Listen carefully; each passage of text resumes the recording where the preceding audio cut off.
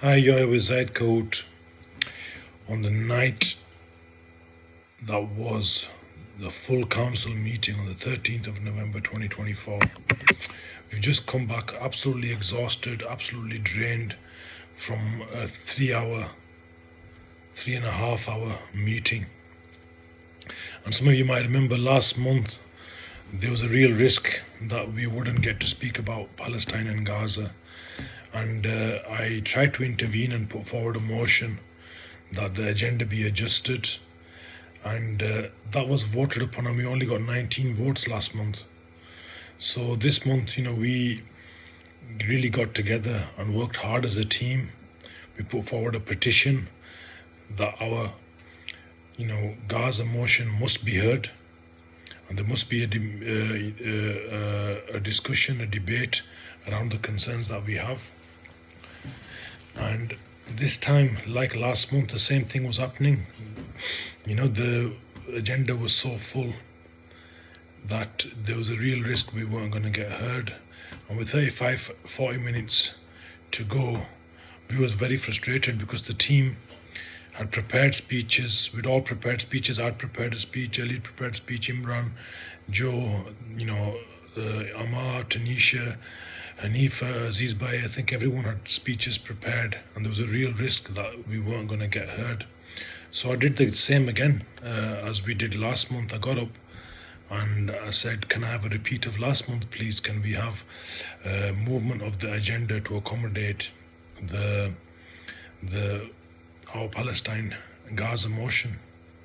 So basically I said, I was thinking in my heart, I was sat there thinking, we've got to say something, we've got to do something.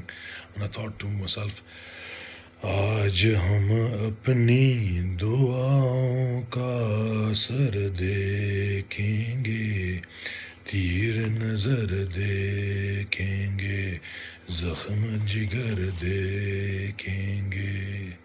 So I thought, no, can't remain silent. We have to fire this arrow and see where it lands.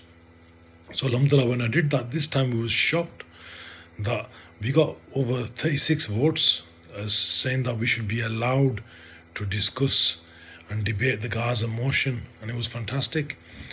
Brother Ali was ready with a fantastic speech, and he did a brilliant speech, beautifully delivered. Then Brother Imran seconded that because he'd seconded it.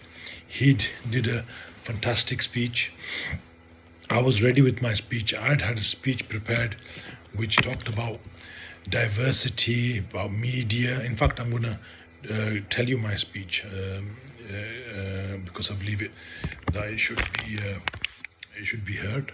It's the same to prepare it and then just leave it, So the fantastic speeches, and I perhaps would have got a chance to deliver my speech, but when listening to other people's opinions who may not be pro-Gaza, who may not be pro-Palestine, who may not be pro-ceasefire, who may not be pro-boycotting companies that are associated with Israel, there was emotions run high, and there was an outburst by a number of our team members, which you can't begrudge them because obviously the matter is very close to their heart. And because of that, the whole meeting was derailed and taken off track and cut short, really. And we moved straight to the motion. Are we going to vote in favor of this Gaza motion, where we withdraw support for companies whose funds may go towards Israel and funding their regime, or do we vote to boycott them?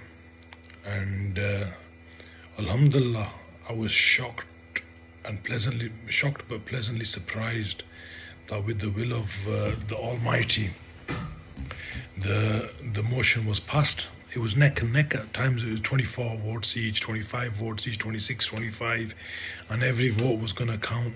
So those people that were no longer in the room, we really needed them back in the room.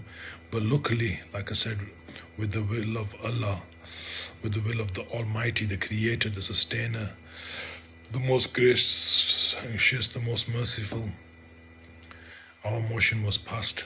The Gaza motion was passed to withdraw support for any company whose funds could go to supporting the regime that is Israel. I would have loved to have I've delivered my speech, and I'll do that now. My speech was along the lines of this, and it was going to be a gentle approach, but to try to get my point across. Ladies and gentlemen, Madam Mayor, thank you for the opportunity.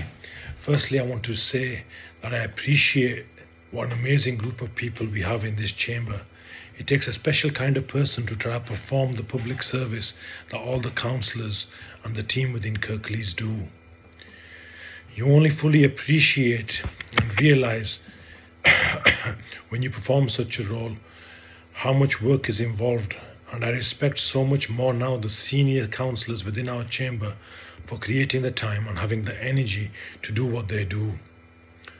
Although we may belong to different political parties or groups, I believe we all share the same desire to serve our communities and for peace, justice and happiness where we live and around the world. So why is it then that opinion is so divided when it comes to the issue of Palestine and the Palestinian and Israeli conflict? Well, I will come on to that later in my speech, but first I think we need to address, should we even be debating it here in the council chamber? Many of you may feel no, as the council chamber is for us to discuss, consider and advance local issues and local needs. To this, I will say that if you review the last year's weekly bulletins as to what are the hot topics or causes of tension within our communities, the conflict in Gaza has always been there. Clearly, this is something that large aspects of our community are very passionate about, and they wish for their concerns to be heard, considered and actioned. Many of you again may say, how can our discussions in a council make any difference to what's happening in another part of the world? It is something for our MPs and our government to consider.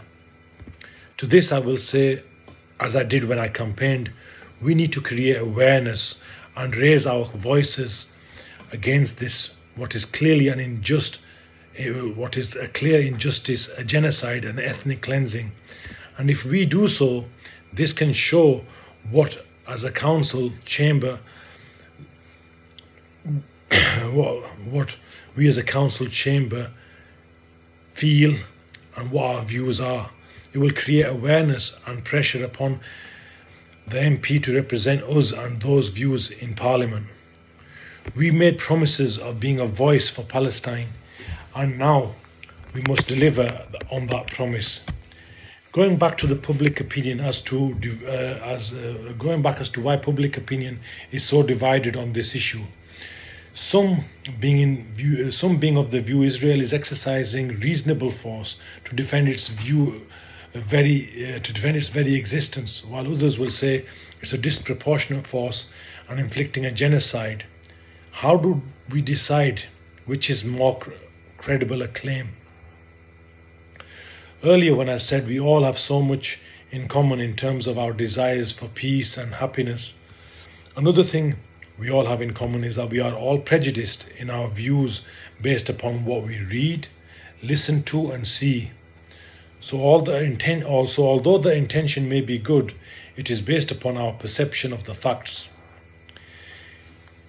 It might surprise you that in 1939, a British white paper acknowledged the rapid rate of migration to Palestine of people of the Jewish faith and of the increase in settlements, and that there was a need to slow this down. Back then, the tone of the international media and conversation as a whole was much more sympathetic to the Palestinian people and their cause to retain their land and freedom. So what has changed? At that time, our media and that of other countries was not controlled through ownership, management and funding by Zionist organizations like it is now, which in my view explains the change in tone. Today, it is imperative, if we are to get a truer picture, we consider news reporting by different organizations. With some it will be clearly evident they are displaying a short loop of information and covering less facts compared to others. If we look at more sources of information, only then can we make a more informed opinion. Like we learned in law school, life is not just black or white. It is grey. You have to merge the two and look at all sides of a story objectively. Now, international organizations have done that. The ICJ, Amnesty International, etc., have all looked at the evidence on the ground and concluded that Israel is inflicting a probable genocide and committing war crimes. Israel might try to defend their position by claiming Palestinian resistance fighters are hiding amongst children and women, hence the high number of children casualties and fatalities. But objective evidence shows that children are being shot in the head, straight through the heart by snipers. 70% of those killed are women and children, women being the field for crops of future generations and the children being that crop. Surely this shows an intention to genocide. Imagine if it becomes clear that it was a genocide. How will you feel knowing that you funded it and armed the tyrant who inflicted that genocide? We need to stop the arms sales to either side immediately and allow in aid. When there is a conflict, we all want to support and assist the victim, the underdog, right?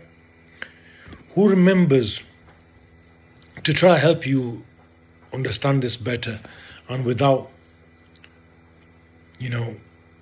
taking away from the seriousness of this debate, who remembers Mr. Miyagi in Karate Kid?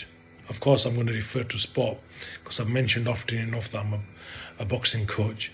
Who remembers Mr. Miyagi in Karate Kid? He was the good guy, right? Teaching someone to defend themselves against a bully. Who remembers the sensei of the bullies? He armed and trained them to inflict injustice. Who in this chamber wants to be Mr. Miyagi on the side of good? And who in this chamber wants to be the evil sensei? If you're not sure who you are, watch all sources of news and information and you will realize that unfortunately we are not Mr. Miyagi in this conflict. Please be on the right side of history and vote to stop arming those committing war crimes and genocide. Thank you for listening.